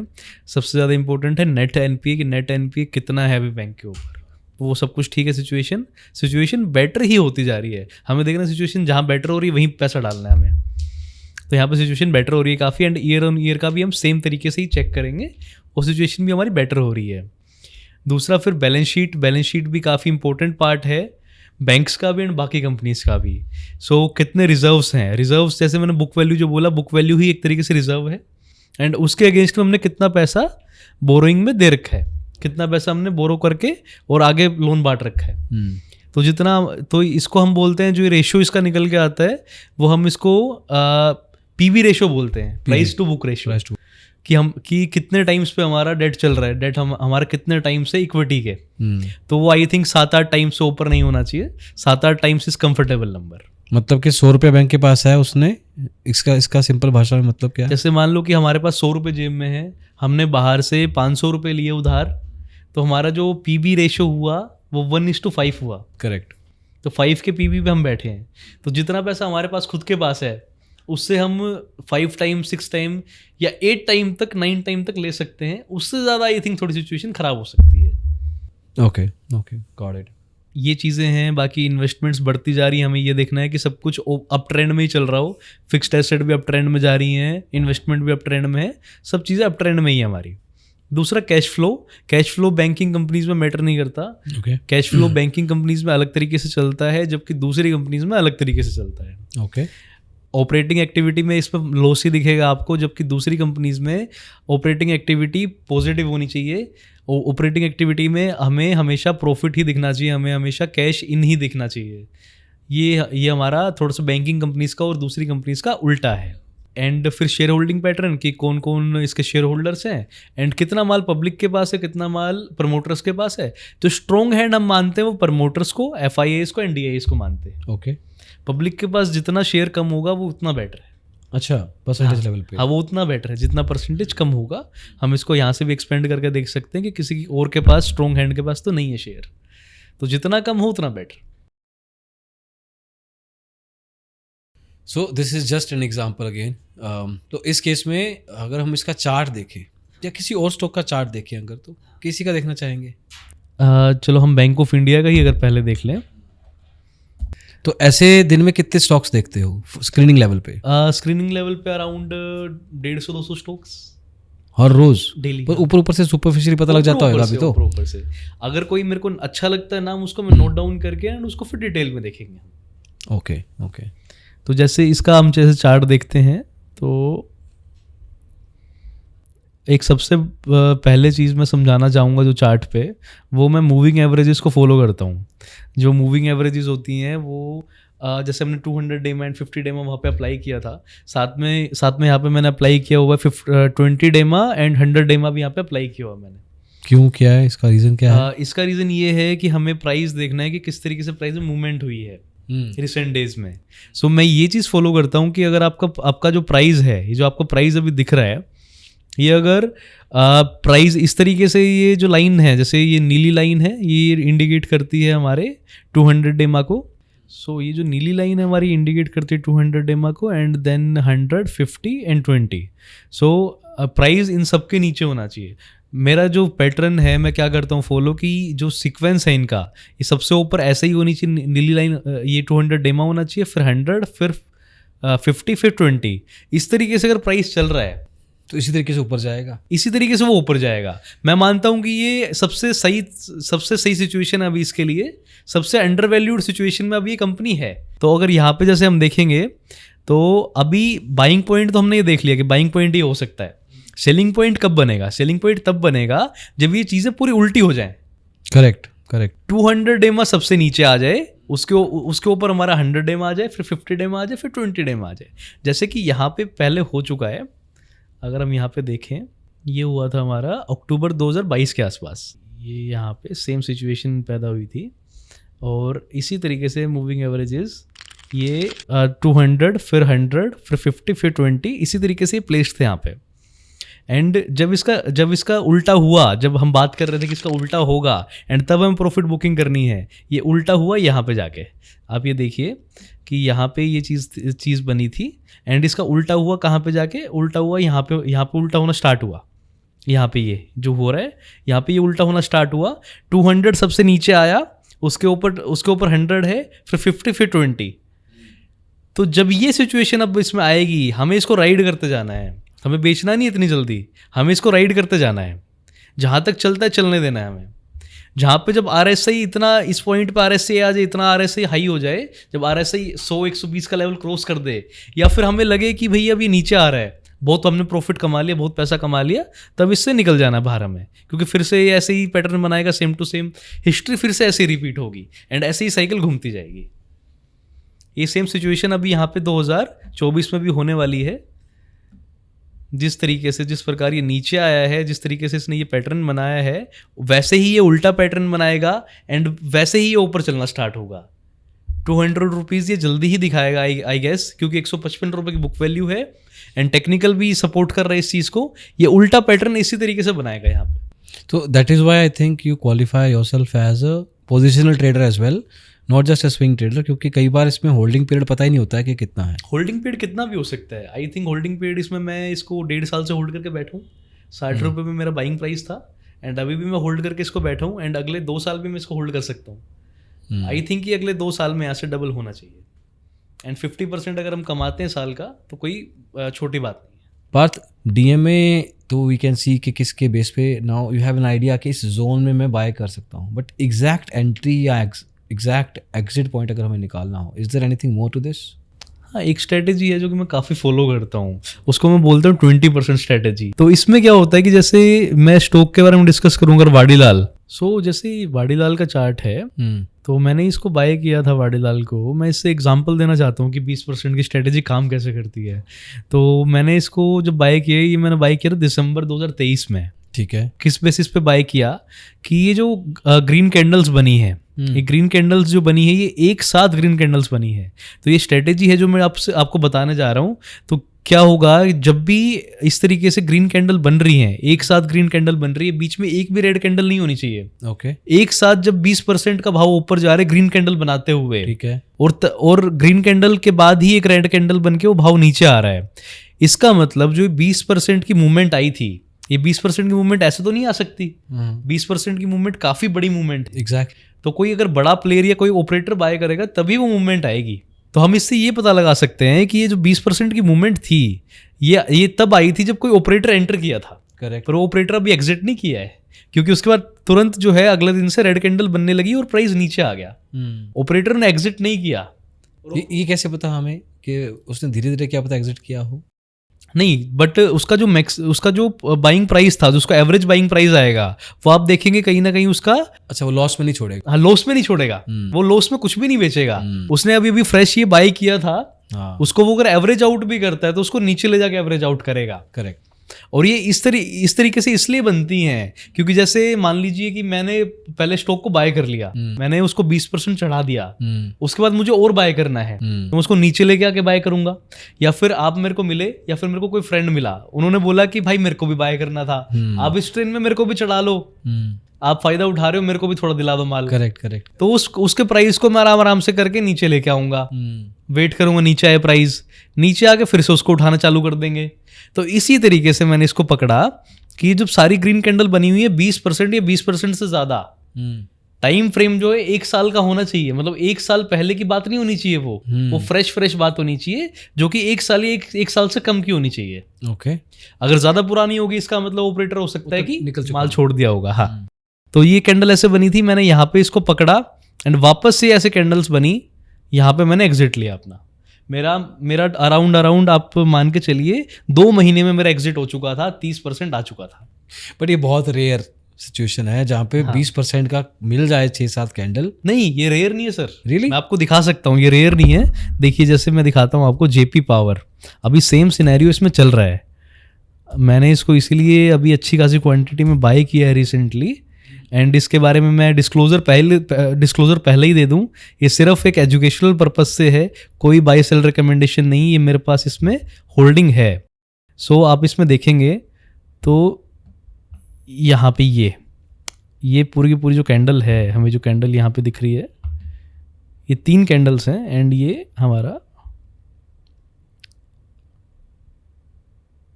38% की कैंडल्स बनी है। 3 दिन में 38% ये स्टॉक ऊपर गया। तो ये 38% कौन लेके गया? कोई ना कोई ऑपरेटर ही लेके गया, और लेके गया ऊपर तो छोड़ थोड़ी देगा, ऐसे ही प्रॉफिट कमा के ही बेचेगा। तो ये जैसे प्राइस इसका नीचे आया, आई थिंक ये प्राइस वापस से इसका ऊपर जाएगा और ये कम से कम 23 रुपया तो टच करेगा ही करेगा।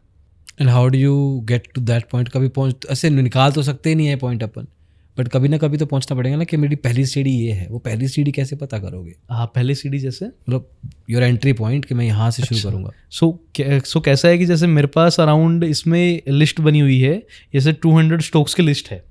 मैं इसको पूरी को स्कैन करता हूँ। जैसे स्कैन करने में मेरे को कुछ कंपनीज ऐसी मिल जाती हैं जो मेरी फ्रेंडली कंपनी है। मैं इसी स्टॉक की बात कर रहा हूँ। अच्छा, कि अभी पता लग गया कि इसमें ऑपरेटर घुस गया है। हाँ, अब कंसोलिडेशन चल रहा है, वो और खरीद रहा होगा शायद, मे बी, या और दोस्तों को लेके आ रहा होगा। हाँ, अब आपने भी चुपचाप से उस ट्रेन के डब्बे में चढ़ना है। हाँ, कैसे पता कि मैं इस स्टेशन पे चढ़ूं? तो मेरे को चाहिए कम से कम 20% तो ट्रेड में कमाना है। हाँ, तो उस प्राइस से जब वो 20% नीचे आ जाए, हाईएस्ट प्राइस तो टच करके आया है। हाँ, जो हाईएस्ट प्राइस, जैसे ये ग्रीन कैंडल, ये हाईएस्ट प्राइस जो बना के आई है, जैसे ये अभी बना के आई है 23 रुपया, 23 रुपये इसने हाईएस्ट प्राइस बनाया, तो मैं इसमें एंट्री लूंगा तब जब मेरे को कम से कम 20% तो बने। तो 18 रुपये 17-18 रुपये आ जाएगा तब कह रहे हो आप बाय करने को? हाँ, मतलब ये जब भी ऐसे प्राइस पे आ जाएगा जहाँ से मेरे को 20-25% बने, जहाँ से 20% बने। हाँ, जैसे मेरे को अगर आप देखो तो मेरे को 20% बनाने के लिए मेरे को ये कहीं ना कहीं यहीं पे पकड़ना पड़ेगा, अराउंड 18.5। अगर मैं यहाँ पे पकड़ता हूँ तो 30% मेरा बनता है। करेक्ट, मोर और लेस। हाँ, तो मैं ट्राई करूंगा कि मतलब मैं जितना ज़्यादा ले पाऊँ, कम से कम भी 20% के लिए टारगेट करूंगा ही करूंगा। Fair enough. तो प्राइस जितना नीचे आता जाएगा मैं हल्का हल्का अपनी पोजीशन बढ़ाता चला नीचे जो एक वॉल्यूम बनता है, जब ये 7 बड़े कैंडल या 3 बड़े कैंडल बने, हाँ, नीचे जो वॉल्यूम का एक अलग से आउटलायर दिखता है कि ग्रीन कलर का इतना बड़ा वॉल्यूम दिख रहा है, ये भी वॉल्यूम में बाइंग उसी दिन ही हुई है, एकदम से ही हुई है। हाँ, ये भी एक्चुअली क्या है ना कि इसको हम मिला के साथ में यूज़ कर सकते हैं इस चीज़ को, कि जब इतनी बड़ी वॉल्यूम आई, क्योंकि ये सेम चीज़ पिछला स्टॉक जो कर रहे थे ना अपन, उसमें भी थी। हाँ, सो वॉल्यूम का इसमें काफ़ी बड़ा रोल है। तो इतनी बड़ी जो वॉल्यूम आई, ये वॉल्यूम किसी न किसी ऑपरेटर ने लेके आई और उसके बाद ये इतना ऊपर गया, इसका मतलब इसमें खूब भर के माल खरीदा गया है। एंड जब ये नीचे आ रहा है, नीचे आने में इतनी वॉल्यूम्स आप देखेंगे कि नहीं है, गिरावट की इतनी वॉल्यूम्स नहीं है जब ये नीचे आ रहा है। अब ये जब ऊपर जाएगा, ये ऊपर कम से कम 23.5 रुपये जाएगा, जब जाके ऑपरेटर एग्जिट करेगा। लॉस में वो बेचने वाला नहीं है, क्योंकि फंडामेंटल कंपनी के इंटैक्ट है। हमें इसके साथ में फंडामेंटल भी चेक करने पड़ेंगे। Of course. नहीं तो जो ये निकला होगा ये एग्जिस्टिंग बायर होगा किसी ना किसी प्राइस पॉइंट का, जिसको लगा होगा कि अब निकल जाता हूँ। हाँ, पुराना इन्वेस्टर या पुराना पोजिशनल ट्रेडर जो अभी निकला इतना सारा। हाँ, तो ये क्या होता है कि कई बार ना रिटेल निकलता है। हाँ, एग्जैक्टली। तो रिटेल निकलता है, या फिर हो सकता है कुछ शेयर इन्होंने खुद से बेच दिए हों। अगर इन्होंने 10 लाख शेयर उठाए हैं तो हो सकता है कि 50-60 हज़ार शेयर ऐसे ही बेच दिए हों कि प्राइस को भी नीचे लेके आना है अपने को।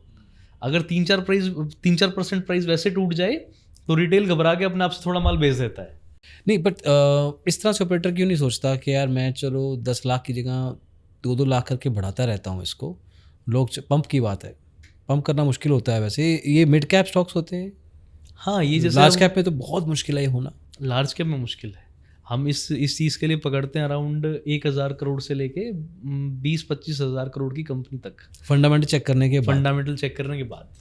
स्मॉल कैप तो बिल्कुल नहीं करना चाहिए, क्योंकि उसमें तो बीएससी की, स्पेशली बीएससी, मतलब मैं अपनी तरफ से कह रहा हूँ कि ये चीज़ें एनएससी पे कर लो, बीएससी पे तो बहुत बहुत मैनिपुलेशन। मैं केवल एनएससी लिस्टेड कंपनियों पे ये काम करूँ। हाँ, क्योंकि अभी कुछ केस हुए हैं, जैसे व्यू नाउ का केस हुआ है, ये भारत ग्लोबल डेवलपर्स का केस हुआ है, 1-2 केस पहले ट्रैफिक सोल का आईपीओ आया था, वहाँ पे भी हुआ था, सब बीएससी में ही था।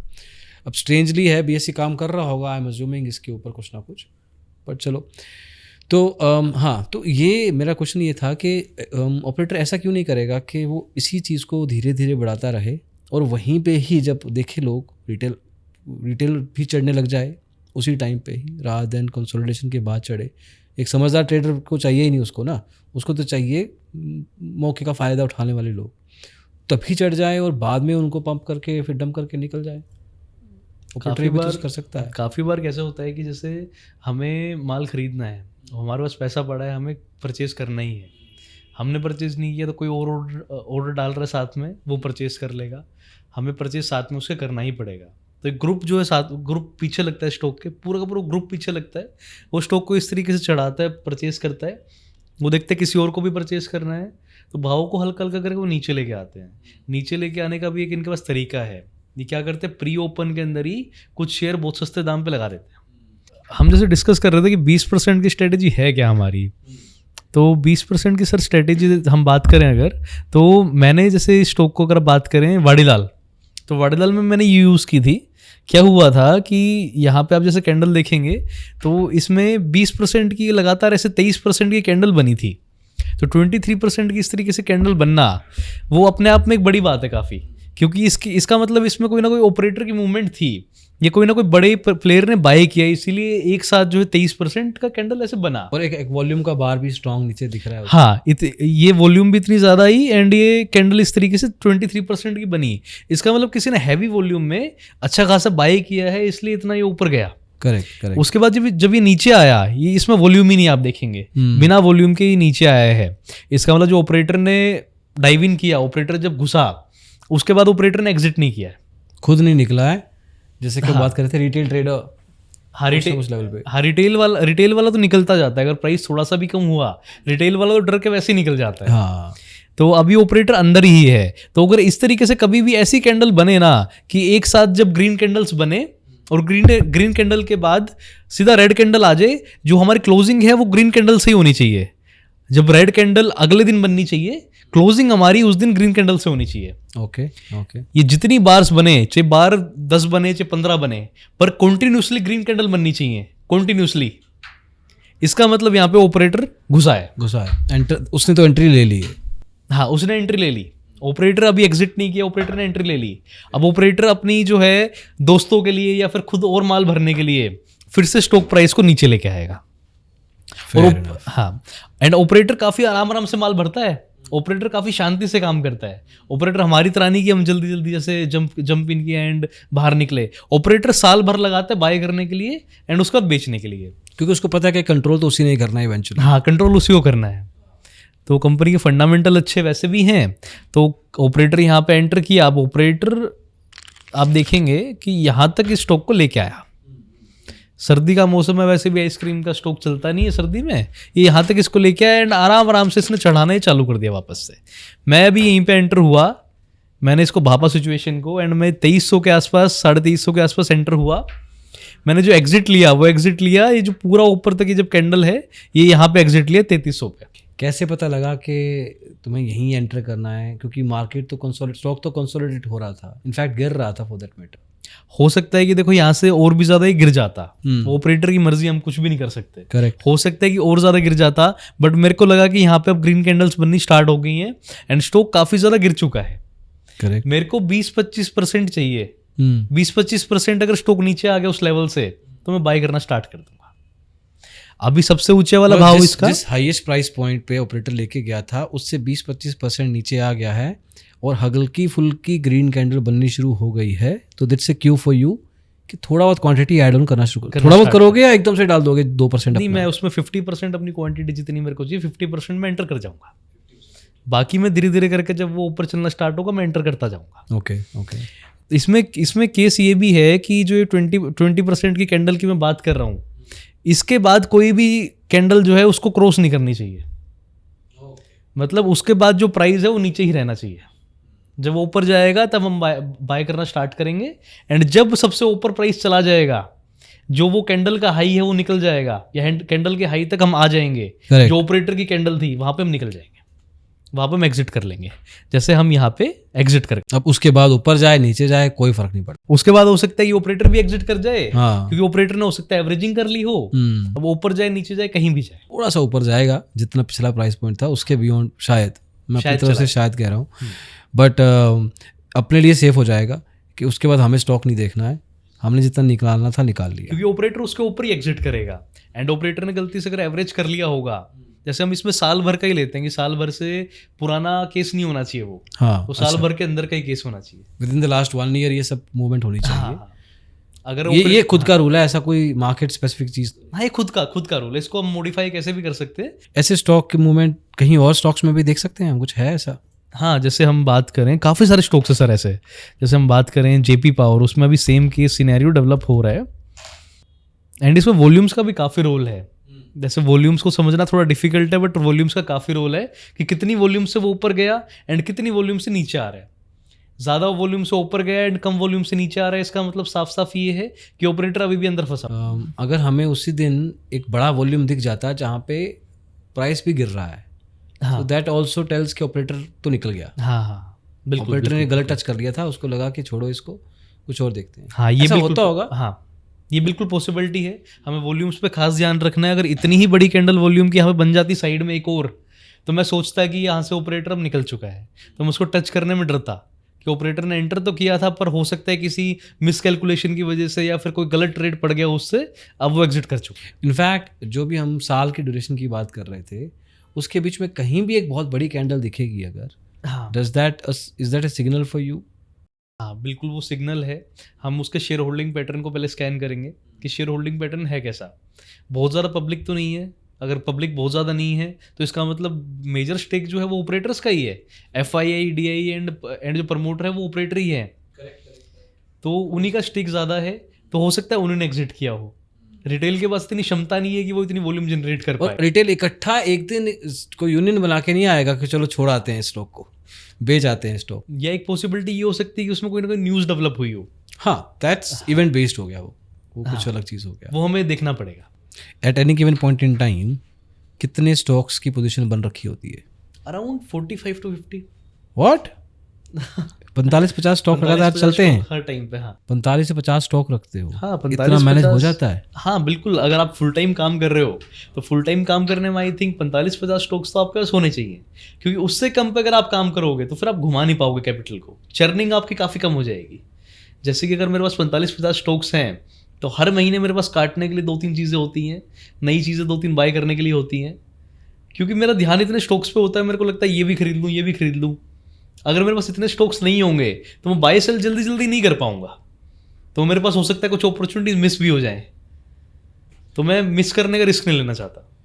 मतलब 45 पकड़ के चलें अगर हम, तो महीने के अंदर 2 या 3 अपॉर्चुनिटीज़ ही देखते हो, that's not so much, but then अच्छी बात भी है कि बहुत ज़्यादा कन्फ्यूजन क्रिएट भी नहीं होता है उससे।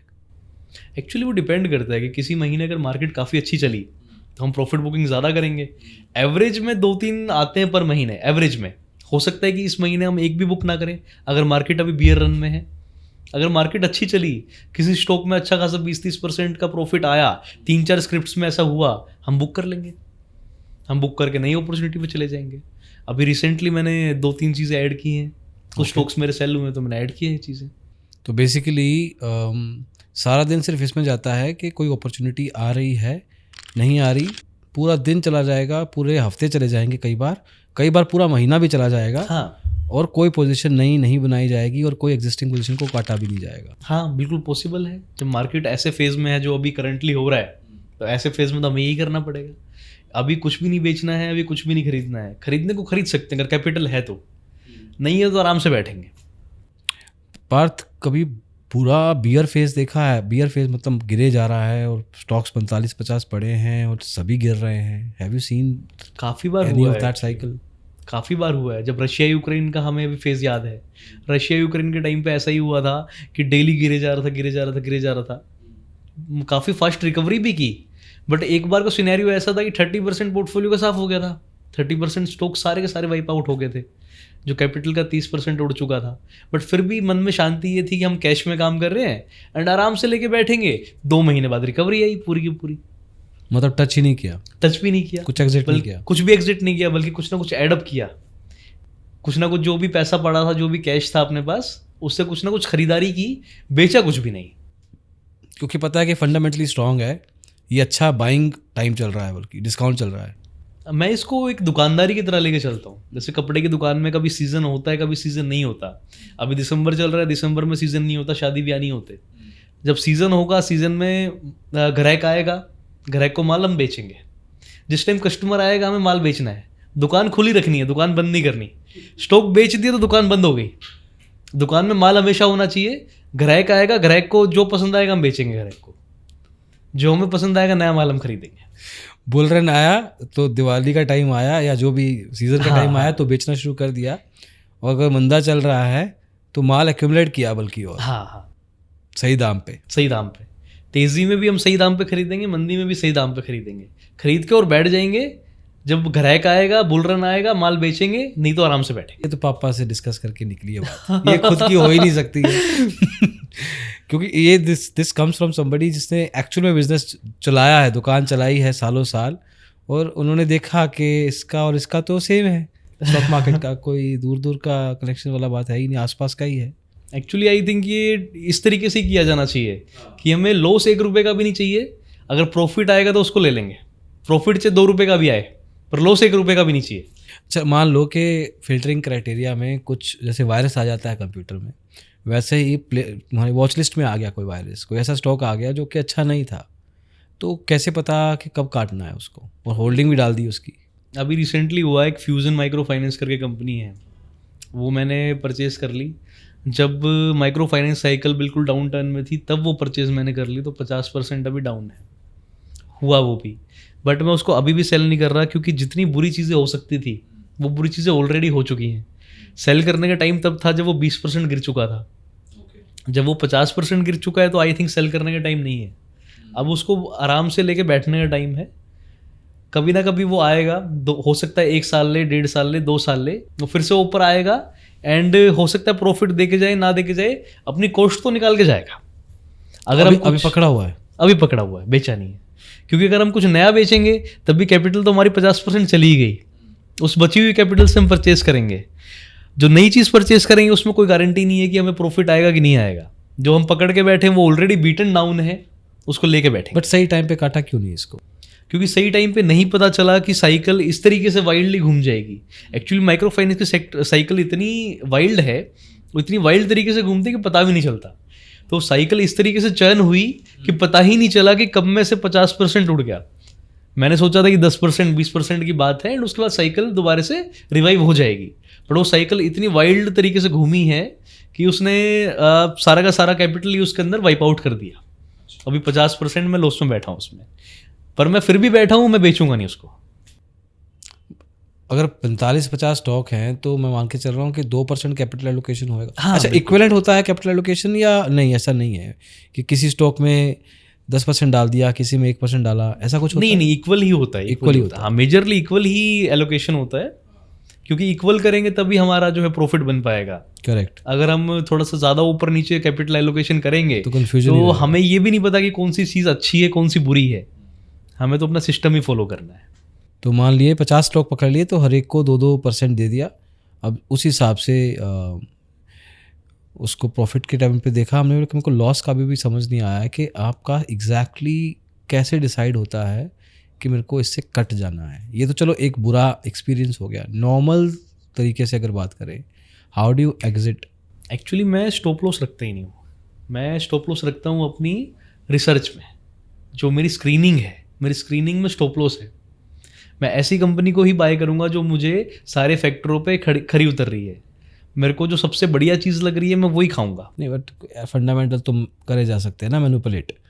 तो कहीं ना कहीं तो ऐसा तो है नहीं कि हमने पिक कर ली तो वो सोना ही बनेगी। वो काटेगी तो सही, वो भी कभी ना कभी नुकसान तो दे सकती है। फिर वो तभी इसीलिए स्टॉक्स हमारे पास 45-50 हैं, क्योंकि ऐसी दिक्कतें निकल के आ सकती हैं। तो 45-50 में से 5 चीज़ें तो ख़राब निकलनी ही है। हाँ, पर उसको हम बेचेंगे नहीं, उसको भी हम रख के बैठेंगे। हम लॉस में कुछ भी नहीं बेच रहे जब तक उसके फंडामेंटल फिर भी इंटैक्ट हैं। हमें लग रहा है कि रिवाइवल आ सकता है, तो उसको फिर भी हम रख के बैठेंगे, उसको नहीं बेचेंगे। बेचना है ही नहीं, बेचना है ही नहीं। लॉस में नहीं बेचना अपने को। लॉस में तभी बेचेंगे जब ऐसा लगे भाई कंपनी तो बंद हो जाएगी। ऐसा हुआ अभी तक? ऐसा हुआ है एक कंपनी में, राजेश एक्सपोर्ट में। राजेश एक्सपोर्ट में मेरे को फील हुआ कि ये कंपनी तो कुछ ना कुछ गड़बड़ ही कर रही है। क्योंकि उसमें क्या था कि कंपनी कोई भी गाइडेंस नहीं दे रही, कंपनी कोई भी कम्युनिकेशन नहीं कर रही, उससे कांटेक्ट करना ही पॉसिबल नहीं हो रहा। अच्छा। कंपनी ना तो कोई पीपीटी करती, कंपनी ना कोई कॉल करती। अच्छा। कंपनी ने 2018 के बाद से कोई भी कम्युनिकेशन ही नहीं किया है। इन्वेस्टर्स के साथ कोई मीटिंग नहीं होती है? कोई मीटिंग नहीं करते, कोई एजीएम नहीं करते, कुछ भी नहीं करते। तो ऐसी कंपनी जो कि कम्युनिकेट ही नहीं कर रही, जो बात ही नहीं करना चाहती, एंड प्रॉफिट में कुछ ना कुछ दिक्कत चले जा रही है, जिसका मार्जिन 1% से भी कम हो चुका है। अब 1% मार्जिन था, उसका जस्टिफिकेशन है मेरे पास कि वो तो सिर्फ लेबर चार्ज करते हैं गोल्ड के ऊपर। 1% से ज़्यादा वो चार्ज भी नहीं कर सकते। बट अब वो भी नहीं है, 1% भी नहीं आ रहा अब तो हो क्या रहा है? वो कंपनी कभी बोल रहे हैं हम गीगा फैक्ट्री लगा रहे हैं, कभी कुछ कर रहे हैं, कभी कुछ घुमा रहे हैं बस। तो रिवाइवल का मेरे को स्कोप ही उसके अंदर नहीं दिख रहा। ओके। तो मैंने उसको सेल किया एंड मेरे को जिस कंपनी में बहुत ज़्यादा पोटेंशियल दिख रहा है, सेनको गोल्ड एक कंपनी है जिसमें मेरे को बहुत पोटेंशियल दिखता है, मैंने सारा का सारा पैसा उठा के डाल दिया उसमें। 2% ही डाला होगा? हाँ, 2% में से 1% तो लॉस ही हो गया था, क्योंकि 50% उसका उठा के इसमें डाल दिया, 1% उसमें डाल दिया। अब हो सकता है कि वो वहाँ से डबल हो जाए तो मेरा कैपिटल फिर से रिवाइव हो जाएगा। नहीं तो और बैठे हैं स्टॉक, तो नहीं तो और बैठे तो बहुत कड़े। हाँ, तो किसी माल में हम नुकसान भी लेंगे पर प्रॉफिट ज़्यादा मिलेंगे। जो बाकी स्टॉक्स हैं वो उसका लॉस कवर कर देंगे। तो प्रॉपर सेटअप है, proper rule based trading investing है। अच्छा, I like to discuss some of, एक बुक पढ़ रहे हैं आजकल हम, नया सेगमेंट शुरू किया हमने जहाँ पे हम कुछ भी रैंडम पेज निकालते हैं, वी डिस्कस के व्हाट डू यू थिंक, के इस साइकोलॉजी के लेके बुक है, इंट्रोडक्शन टू ट्रेडिंग साइकोलॉजी। इस चक्कर में मैं किताब भी पढ़ लेता हूँ और उस चक्कर में लोगों को समझ में भी आ जाता है कुछ चीज़ें जो कि उनको पता होनी चाहिए। माइंडफुलनेस, मतलब ट्रेडिंग में ये कह रहे हैं कि 2-3 चीज़ें पता होनी चाहिए हाँ, दिमाग लगा के काम करने में। पहला है सेल्फ अवेयरनेस, फिर है फोकस, तीसरा है कंसंट्रेशन। अब पूरा दिन, और चौथा है डिस्ट्रैक्शन जिससे बच के रहना है। हाँ, तो अपने पूरे दिन में दिनचर्या बताया, where you set for throughout the day, सारा दिन ही स्क्रीन के टाइम है, और ये भी नहीं है कि उसमें कुछ ट्रेडिंग हो रही है, सिर्फ ऑब्जर्वेशंस है। सिर्फ very very very boring for people who are looking from outside. कोई देखेगा तो कहेगा बोर काम है, खुद जो कर रहा है उसके लिए तो 6 घंटे पता नहीं लगे कब चले गए। तो उसमें फोकस और कंसंट्रेशन का रेलेवेंस कहाँ पे आता है, कैसे पता कि जो हम कर रहे हैं सेल्फ अवेयरनेस का जो पार्ट है वो सही है या बस हमें लग रहा है कि सही है लेकिन एक्चुअल में वो गलत है। और चौथा, डिस्ट्रैक्शन से कैसे बचते हो। अब वो डिपेंड करता है, जैसे कि हमें सही है या गलत है वो कब पता चलेगा, जब हम सही होते हैं चीज़ों में। जैसे कि मैंने जो रिसेंट में स्टॉक बाय किए पिछले 2 साल में, उसमें मैं 90% सही निकला हूँ, तो आई थिंक मैं सही काम कर रहा हूँ। जैसे मैंने रिसेंटली ऑब्जर्व किया कि मैन्युफैक्चरिंग में कुछ हो सकता है, मैंने ई-पैक पिक किया, मैंने ट्रैवलिंग के लिए रेड गेन और BLS पिक किया, मैं सही हुआ। मैंने हॉस्पिटल्स पिक किए, मैं सही हुआ। जिस टाइम पे मैंने ज्वेलरी सेक्टर परचेज़ किया वहाँ से 3 टाइम्स हुआ, मैं सही हुआ। तो मेरा फोकस इसका मतलब ठीक था। हो सकता है कि मेरा आज फोकस ठीक ना हो, आज फोकस मेरा गलत हो, आज के दिन में आज जो मेरी ऑब्जर्वेशन हो सकता है गलत हो जाए। जोमेटो में जो मेरे साथ हुआ, मैंने बाय नहीं किया जोमेटो, हो सकता है मेरी ऑब्जर्वेशन फोकस मेरा गलत था इसका मतलब। बट हमें सिर्फ अपने फोकस पे ध्यान देना है कि हम सोच कैसे रहे हैं, हम ऑब्जर्व कैसे कर रहे हैं। रिजल्ट तो जो होगा वो होगा, हमें सिर्फ अपने कर्म पे ध्यान देना है। हम अपने माइंड को शार्प भी कर सकते हैं आने वाले 2 साल में, 4 साल में, 5 साल में। हो सकता है कि हम गलत करें, हो सकता है हम ठीक करें, उसमें हम फोकस करना है कि हम अपना कर्म करें। फिर जोमेटो की गलती या कोई भी गलती अगर मार्केट से होती है तो हाउ डू यू नो कि इसमें क्या सीखा है, उसको आगे कैसे लेके चलते हो। फिर वो मैंने समझा उसके अंदर कि मेरी जो सोच थी, वो मेरी सोच ऐसी थी कि भाई ऐसा तो हो ही नहीं सकता। मैंने सोचा था कि फूड बिजनेस से कोई पैसा बना ही नहीं सकता, क्योंकि अगर फूड बिजनेस ऐसा है कि इंडिया में हर एक नुक्कड़ पे, हर जगह पे खाना मिलता है आपको, रेडियो पे रेस्टोरेंट इतने सारे हैं कि आप जाके ले आओगे, जोमेटो क्यों करोगे आप। जबकि अब सोच जो है मेरी चेंज हुई है थोड़ी सी, मेरे को खुद ये फील हुआ है कि मैं खुद से भी नहीं जाऊंगा खाना लेने।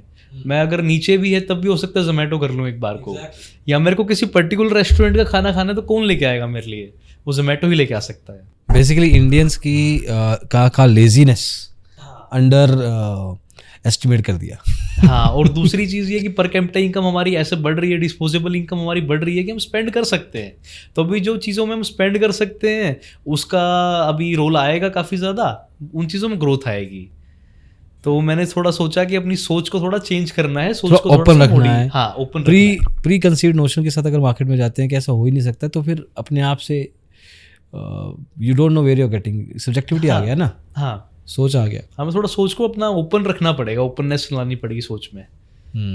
तो इस चीज़ को जब पॉजिटिव जब देखा कि सीख गया हूँ मैं, तो प्रैक्टिकली कभी अप्लाई कर पाए इस चीज़ को। हाँ, प्रैक्टिकली जैसे मैं बताऊँ आपको, तो मैंने अप्लाई 1-2 जगह पे, जैसे एक स्टैनली लाइफस्टाइल करके कंपनी है। अच्छा। तो मैंने सोचा कि इतना महंगा फर्नीचर कौन परचेज करेगा, 1-1.5 लाख रुपए का तो उसका एक सिंपल सा सोफ़ा आता है, मैं इतना महंगा फर्नीचर कौन परचेज कर रहा है। ओके। तो फिर मैंने जो है कुछ यूट्यूब पे मैंने वीडियोस देखी, मैंने कुछ चीज़ें समझी कि कौन लोग हैं जो इसको परचेज कर रहे हैं। तो जो एलाइट क्लास के लोग हैं वही इसको परचेज कर रहे हैं। निश मार्केट है ना इसका एक। हाँ, एंड ये कंपनी भी टारगेट तो एलाइट क्लास को ही कर रही है। एग्जैक्टली। तो जिसको टारगेट कर रहे हो परचेज कर रहे हैं, तो बिजनेस क्यों नहीं ग्रो होगा, बिजनेस ग्रो होगा। तो मैंने सोच थोड़ी सी इस तरीके से अपनी मॉडिफाई की कि भाई थोड़ा सा ओपन थिंकिंग से सोचना चाहिए अपने को। हर एक बिजनेस का अपना एक पोजीशनिंग, कस्टमर बेस, ऑडियंस, नीश होता है, उसका प्राइस पॉइंट होता है, प्रमोशन करने का तरीका होता है। तो ऑब्वियसली कोई मास मार्केट लेके आता है तो कोई लक्जरी। अच्छा, ट्रेडिंग जर्नल कुछ करके मेंटेन करते हो? नहीं, मैं जनरल तो कोई ऐसे मेंटेन नहीं करता है सच, बट मैं एक शीट मेंटेन करता हूँ, गूगल शीट। अच्छा, उसमें तो क्या है? गूगल शीट पे मैं सारे के सारे अपने जो भी ट्रेड्स मैंने किए हैं वो सारे मैं उस पर लिखता हूँ कि मैंने इस डेट को ये बाय किया है इस पोर्टफोलियो में, इस डेट को ये सेल कर दिया, ओके। सेल करके ये बाय कर लिया, बस इतनी मैं नोटिंग उसमें करता हूँ। उसमें सारा ऑटोमेटिकली लिखा आ जाता है कि मैंने इतना प्रॉफिट जनरेट किया है एंड इतना मेरे पास अभी कैपिटल है, वो सारा उसमें ऑटोमेटिकली बन के आ जाता है। That helps you in the future as well, हाँ, उन चीज़ों को लेके। अच्छा, कुछ चीज़ें हैं जो यहाँ पे लिखी हुई हैं, मैं पूछूंगा फिजिकली मेंटली, जैसे कि पूरे दिन में कितने घंटे सोते हो? मैं ज़्यादा नहीं सोता, मैं हो सकता है दिन में एक आधी बार सो जाता हूँ मैं 3 बजे के बाद, आधा 1 घंटा दिन में सो जाता हूँ मुश्किल से, बाकी मैं रात को ही स्लीप लेता हूँ 6-7 घंटे की। 6-7 घंटे बस 6-7 घंटे। फिजिकल ट्रेनिंग कोई लाइक अभी फिलहाल मैंने बिल्कुल ही छोड़ रखी है फिलहाल मैंने, जो कि मेरे को कंटिन्यू करनी है। Okay okay. It's asking alcohol? नहीं, बिल्कुल नहीं। फूड तो नॉर्मल है जो खाते हैं। फूड का तो मैं बहुत शौकीन हूँ, बहुत खाता हूँ। ओके। मेंटली अपने आप को अलर्टनेस में 5 में से कितने मार्क्स दोगे? 4। ओके। एक क्यों काटा? एक इसलिए काटा कि कभी कभी मैं लेज़ी हो जाता हूँ, बहुत ज़्यादा लेज़ी हो जाता हूँ, तो मैं ध्यान नहीं देता चीज़ों पे। ओके। इमोशनल कैपिटल कितना है? इमोशनल कैपिटल मतलब इन टर्म्स ऑफ कि जब बात आती है इमोशंस को कंट्रोल करने की, तो कितना कुछ खुद के कंट्रोल में है, कितना कुछ बह जाता है, गुस्सा आता है तो आ गया, अवेयर थोड़ा बंदे ने अग्रेसिवनेस से ट्रेड मार दिया, या प्री कंसीव्ड नोशन से इमोशनली बायस्ड होके कर दिया, कॉग्निटिव बायस करके कुछ कॉन्सेप्ट होता है जहाँ पे हमें पता है हम उसी सोच के साथ चीज़ें देख रहे हैं जिस चीज़ को हम ढूंढ रहे हैं, मतलब हम चाह रहे हैं कि हमें हाँ मिले। तो उस चीज़ में अपने आप को इमोशनल कैपिटल में कितना दोगे? पहले तो ये चीज़ मेरे हिसाब से बहुत ख़राब थी मेरे लिए, मैं शायद से 1 या 2 देता पहले। ओके। पहले बहुत ही ज़्यादा ख़राब था मैं इस चीज़ में। अब मैं अपने आप को 3 या 4 देना चाहूँगा। ओके। अब इम्प्रूव मैं कर रहा हूँ इसमें। अभी लास्ट क्वेश्चन, अभी क्या आज की तारीख में अभी भी क्या है जो गलतियाँ कर रहे हो जहाँ पे इम्प्रूवमेंट का गुंजाइश है? ओके, तो गलतियाँ तो क्या है कि कई बार हो जाती हैं स्क्रीनिंग में, कई बार स्क्रीनिंग में गलतियाँ हो जाती हैं, और कई बार ऐसा हो जाता है कि मैं जिस चीज़ को ढूंढ रहा हूँ मेरे को वही चीज़ चाहिए। एग्जैक्टली। तो मैं मतलब खुद से ढूंढूंगा उस चीज़ को तो मेरे को मिल ही जाएगी वो वो चीज़। मिल ही जाएगी। तो मैं जैसे कई बार कुछ चीज़ें अवॉइड कर देता हूँ, जैसे कैश फ्लो में देख रहा हूँ, यार ये कंपनी तो बहुत बढ़िया है, कैश फ्लो ठीक है, नहीं है तो ठीक है, चल ठीक है, चला लेंगे वाली बात। तो वो मैं थोड़ा सा इंप्रूव अपना करना चाहूँगा। पूरा सिस्टमेटिक अभी भी नहीं हूँ मैं, सिस्टमेटिक में करना चाहूँगा उस चीज़ को। मतलब थोड़े रूल्स तो बन गए हैं, लेकिन उनको कभी रेड लाइट है तो भी क्रॉस कर देते हो। तो कोशिश यही होनी चाहिए कि बिल्कुल एक मैकेनिकल तरीके से, एक रोबोटिक तरीके से चलना चाहिए, तो इमोशनल कैपिटल भी बढ़ जाएगा और उससे डेफिनेटली प्रॉफिट में फर्क पड़ेगा। ग्रेट, बहुत बहुत मज़ा आया पार्थ। अमेजिंग डिस्कशन, हमने टेक्निकल लेवल पे भी टच किया, touch over in your life as well. Anything you would like to talk before we wrap up? Actually सीखने के लिए बहुत चीज़ें हैं, जो मैंने बताया सिर्फ आई थिंक 2-3% भी नहीं होगा। तो अगर हम सेशन ऐसे करने जाएं तो शायद से 10-12 घंटे का बन जाएगा। हाँ, तो सारी चीज़ें अभी तो हम डिस्कस नहीं कर पाएंगे पॉडकास्ट में, तो बट फ्यूचर में कभी बिल्कुल हम कर सकते हैं। डेफिनेटली बहुत मज़ा आया, एंड आई थिंक लोगों को काफ़ी कुछ सीखने को मिलेगा। स्विंग या पोजिशनल ट्रेडिंग जिसके पास एक ठीक ठाक कैपिटल है, शुरुआत में चाहिए होगा, उसके लिए इफ़ स्टॉक्स को ढूंढने का तरीका, उसके बाद एनालिसिस करने का तरीका कुछ हद तक बताने की कोशिश की है। बाकी people can come back and tell in the comment section कि उनको और कोई डाउट्स हैं, तो definitely will come back and answer them. Thank you so much Parth, thank you sir, part of it.